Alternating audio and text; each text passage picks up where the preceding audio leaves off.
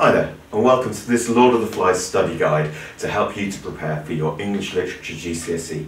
We're focusing on what it is you need to do to help yourself towards that A-star grade, that top grade boundary. And in this video, we're focusing on something that actually you need to do really to get a C, but if you're aiming for an A-star, it's got to be there and it's got to be there well. And that is analysing the symbolism of the novel. Now, Lord of the Flies is a deeply symbolic novel. It is in itself an allegory for the human condition, what's wrong with mankind, mankind's essential illness. And therefore nearly any quotation from the novel, you can drag out so much meaning beneath the literal, beneath the surface.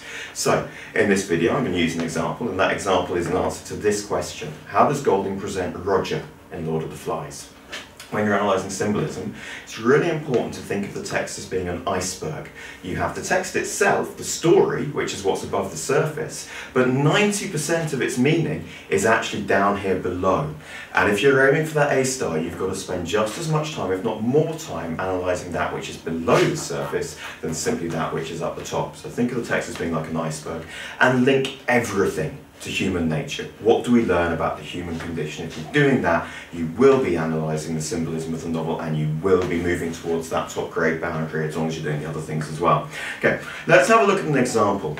Don't forget, our question is how does Golding present Roger in Lord of the Flies? Roger, nasty piece of work, pantomime villain. Okay, here's my example that does not analyse the symbolism. Golding presents Roger as being an evil, vindictive character. Roger led the way straight through the castles, kicking them over, burying the flowers, scattering the chosen stones.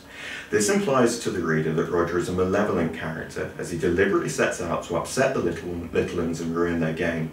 Golding's use of the word straight through imply the schadenfreude he feels at causing pain and misery to others. It's a good answer in terms of the way it analyses the character. We've got that link to the language of the quote. We've got some high-level vocabulary with schadenfreude, malevolent, nothing wrong with it, and it's accurate. We see a good understanding of character. However, it doesn't dig deeper. It doesn't then come into what the character of Roger symbolises.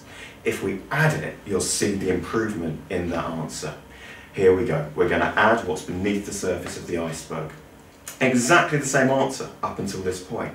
However, I've then added, Golding here is clearly using Roger as a metaphor for the darkness of man's heart, little integrated quotation, as his senseless baiting of the younger characters shocks and appalls the reader and symbolises the disintegration of society which comes about due to the inherent savagery of mankind.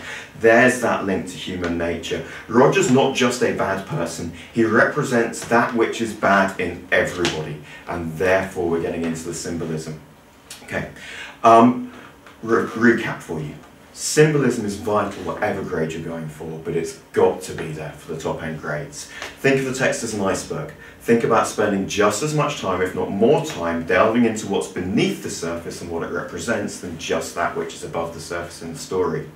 You need to spend just as much time exploring beneath as you do above it, and you need to link everything to human nature. Good luck.